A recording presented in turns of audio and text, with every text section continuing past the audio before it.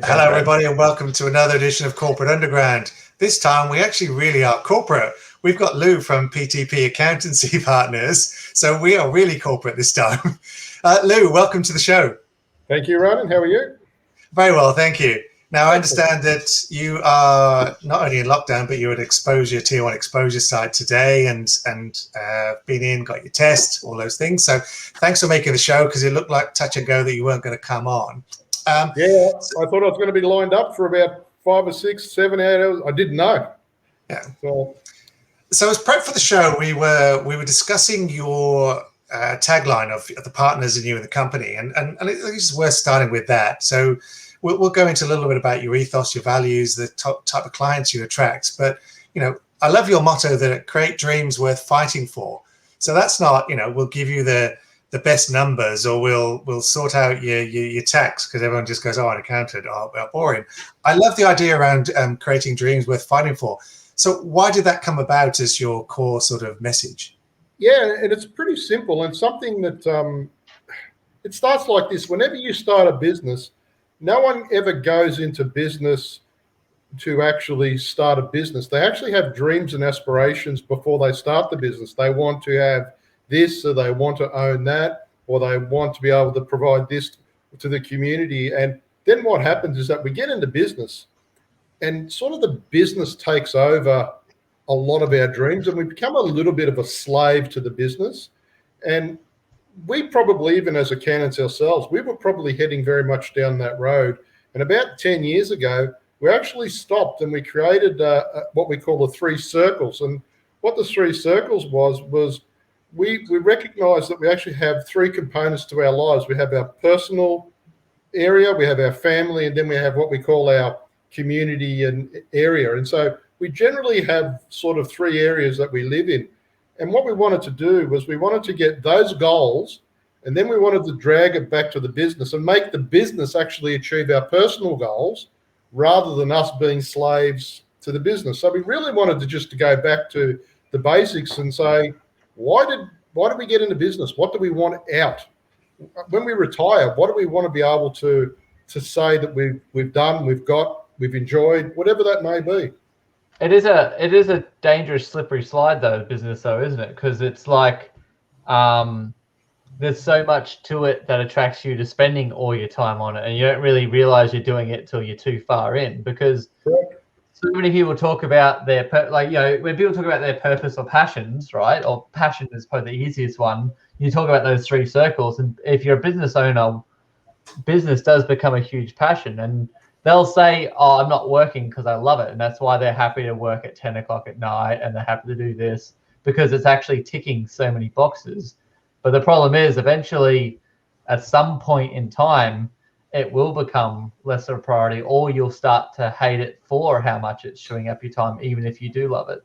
Yeah, and that's because the other circles tend to bite you. So it may be that you've allowed your health to suffer, or it may be that you've allowed your wife to suffer, or your children to suffer, and somewhere along the way you do pay the price.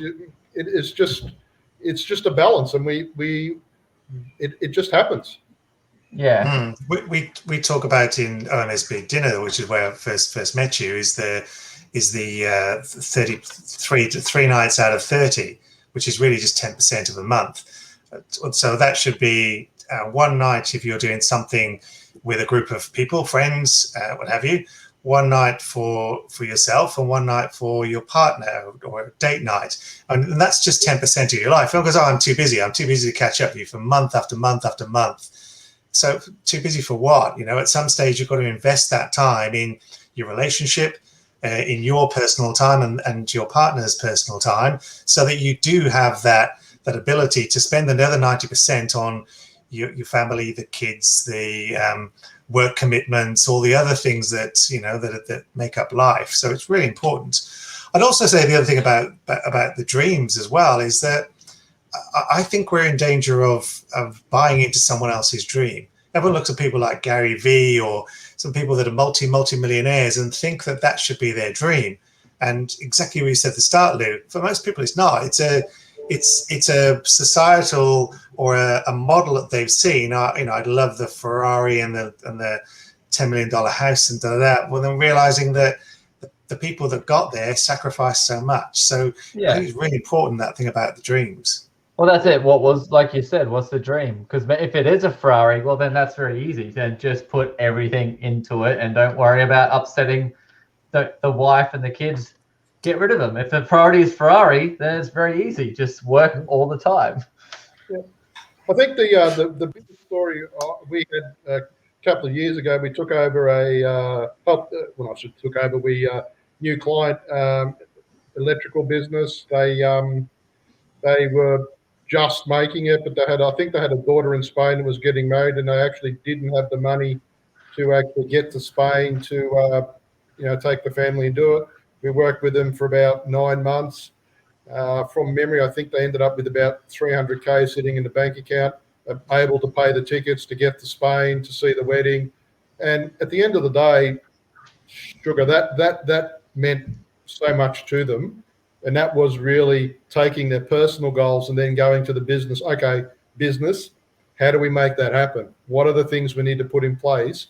What does the business and the people in the business need to be accountable to make this result happen? So, Lou, why did you start your business? I mean, you would deal with so many different people coming through and having their problems. But why did you want to do this? What you're doing? Accounting is not usually a glorious area to get into. Actually, I had a long thought about this, and at the end of the day, I reckon I could have done just about anything. And ultimately, all it was is that I get a hell of a lot of enjoyment out of helping people. I could be at a soup kitchen, or I could be a nurse, but at the end of the day, my enjoyment in life, and one of those 3 circle moments for me in there, is the ability in the community to actually help people. And I get a career out of it at the same time. So for me, it really did tick some boxes. So what would be the 3 things that you see with all these clients that come through that they fail at that causes them the most stress? What causes them to sort of go, I've had enough of this, I can't do this anymore? Yep. It's called accountability. And what it is that people in business sometimes will actually take shortcuts, or they won't make decisions because no one's ever taught them how to make decisions. And the easiest example is, I've got a client who's got, let's say he's got 30 trucks driving now. Well, to be honest, he started with 1, so he's a really good truck driver. But all of a sudden now he's got to deal with 30 drivers and accountants, and no one teaches you that part because you know all about trucks, and all of a sudden you've got to learn about humans and human resources and finance, and there is a pattern and a process in that accountability. And the reason why I know it is because I've gone from probably getting 30 to 35 to 40 phone calls a day to probably luckily getting 5 or 6. And what that is systems, procedures put in place. I've helped bring up all the people to their ability in our firm so that effectively everyone's taking responsibility, everyone knows what they're accountable to, and all of a sudden you're sharing the load. So for me, it's that word that I know it's a really cliche word, but it is accountability. It's actually making decisions when you are, as a business owner, required to make decisions. Yeah, so true. So let's touch on that thing about your staff. Then it sounds like you really invest in your staff. You said lifting them up to paraphrasing, the best version of themselves. What does that look like for your organization then? Yeah, so pretty much what happens in our staff reviews is, generally speaking, you'd consider a staff review where we tell them their goods and bads, and makes perfect sense. And that is definitely part of our staff review.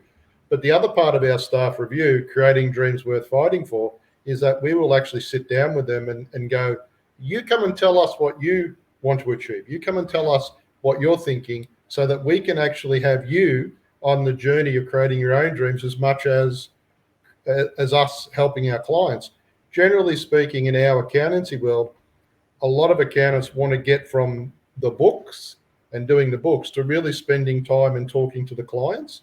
And so that's a skill in itself. And a lot of the time where we're going with that is we're saying, okay, well, you need your own clients and you're going to need to do this, and you're going to need to develop how you communicate. And it's just that bringing them up to that next level and effectively doing me and my other partners out of a job effectively. Nice. Tony, you got any other questions? Yeah, I was just just on the dreams thing, is this what mostly people are coming to you, or do you remind people that they need to get back into that? Like, is it which way? It's a bit of both. We've got our existing clients that some they're hard to actually get onto that journey because that's not what they're used to Perta Thompson doing for them. So it's a communication discussion with them. But on the other side, the flip side of that is that, we actually now have people that are actually coming on board saying, hey, I spoke to someone and they told me about this 3 circles. I want to know more about this 3 circles and what you do with it. And that's more and more what's happening. I'm not saying that it's everything in the firm, because at the end of the day, we still have to do compliance. We still have to do returns. But it's definitely a conversation that we try to give every client to let them have that opportunity. Yeah. So if someone's sitting out there, they've grown their business to where they feel like they should be happy, but they're not, and they're trying to figure out why, like, what would you get them, or what would you encourage the people listening in that situation? Yep. So generally what would happen in our firm would be we would normally do what we call a strategic meeting. So it'd be a half a day or a day where we'd sit down and effectively whiteboard out what they think, put everything on a whiteboard. We then generally will send them away. And if we're talking about, say, husband and wife, we'll actually send them off with their own 3 circles. So husband goes off and does his 3 circles, wife goes off and does his 3 circles. See if they match at the circles. end. The Venn diagram is so small that you're gonna. We get them back together with a bottle of wine, hopefully, and that they can actually see that they're on the same page. And that's generally where we start. That's awesome. I like that process. Yeah. Matt, you got any final questions for Lou just around all of this? Yeah, basically, I mean, you run a rural accounting firm. You've got offices around Victoria. What is the difference between city and rural, and what do you think we could learn from each other? Oh, that's a tough question. So city is definitely, I would say to you that I've found city more transactional.